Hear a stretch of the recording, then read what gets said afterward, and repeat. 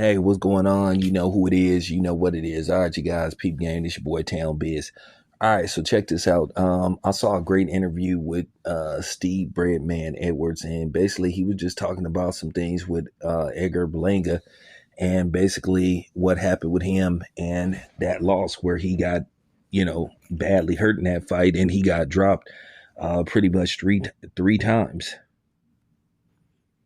And basically he was just saying what's out there for what's out there for him. you know Me myself, I don't know. And he doesn't really have a promoter. And Eddie Hearn says that Edgar Berlanga is not his fighter. And he said um Jaime Shiraz isn't his fighter neither. So, with that being said, does Edgar Berlanga go back to the drawing board? Um, as I said before, I was never impressed with Edgar Berlanga, and to be honest with you, Top Rank, like I said, saw this in him. Like I said, this is why they didn't put up a fight when he asked to get let go. Keep in mind, he bit somebody, and it's just a lot of issues I had with Edgar Berlanga. One, I wish he would stop, like, you know, when he's doing these press conferences. At the end of the day, I don't care that he's of Puerto Rican descent. He's not a black looking Puerto Rican. And the way he just, blurts out the N word, that doesn't look good. That's just not a good look. You don't even see black boxers doing that. But you got this dude. Here's the thing. When Sugar Ray Leonard was fighting Hagler and dudes like that, I hope I get to talk to these OGs and talk to dudes like James, Tony, Roy Jones Jr. I'm going to talk to them about that. You never heard Roy Jones Jr. Now, Roy Jones Jr. talks like that when he's doing interviews now, but you never heard Roy Jones Jr. talk about, I'm going to knock this nigga out and all this kind of stuff. And it's because at the end of the day, this is mixed company. And you got to understand, this could be a pay-per-view event. This is going to be, or a TV event. And you just can't be saying that type of stuff in front of people, certain people, and in front of mixed company, because two things happen. They going to look at you with other disgust and not respect you, or they gonna think it's okay for them to talk like that. So I just had a lot of issues with Edgar Berlanga, but that was one of them, and a lot of people was bothered by that. And some of the fighters should have said, hey man, you need to stop doing that, bro. You need to stop, like, bro, you need to stop talking like that. And I'd say it to Edgar Berlanga. I said right to his face.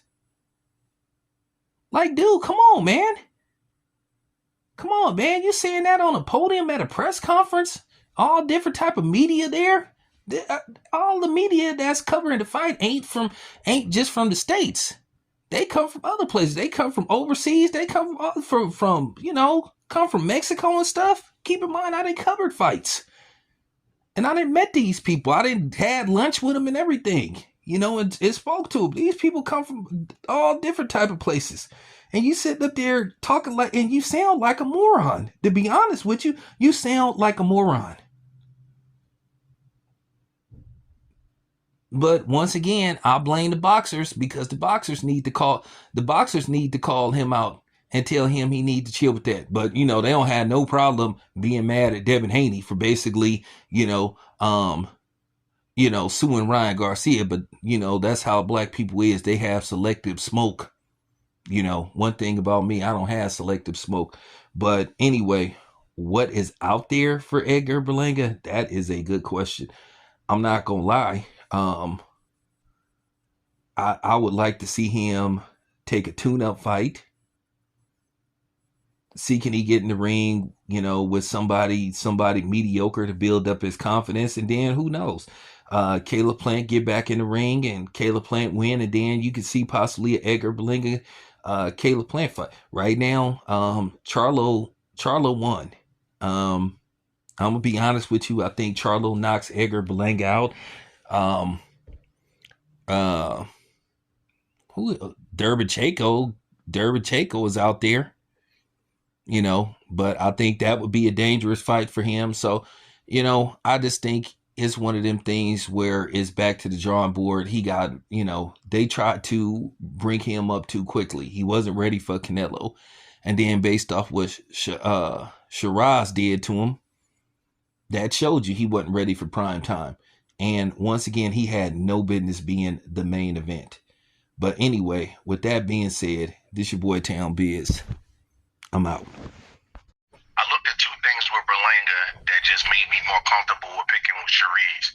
And the two things was that Berlanga had never been stopped as a pro, but I don't like how many times he's been knocked down and stuff like that. That was a lot to me against those level of opponents. And I saw the Lubin stopped him in the gym, which can happen to anybody. And then I saw he was stopped again as an amateur. And I heard he was stopped more than once in the gym as an amateur. I don't know for sure. But I know kids that was at Nationals with him, and they told me, and somebody showed me a video of him getting stopped. I was like, damn, that's a lot of times to be stopped.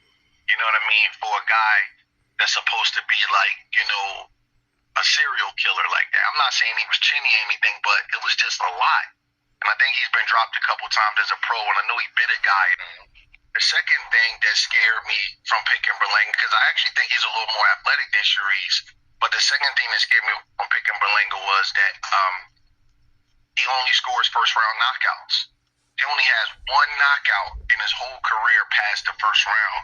So that showed me that when a guy is fighting him back, giving him resistance, he really hasn't shown the ability to get a stubborn guy out of there that's resisting him. If he don't get you early with a big shot and overwhelm you, then he don't really get you. Whereas Cherise,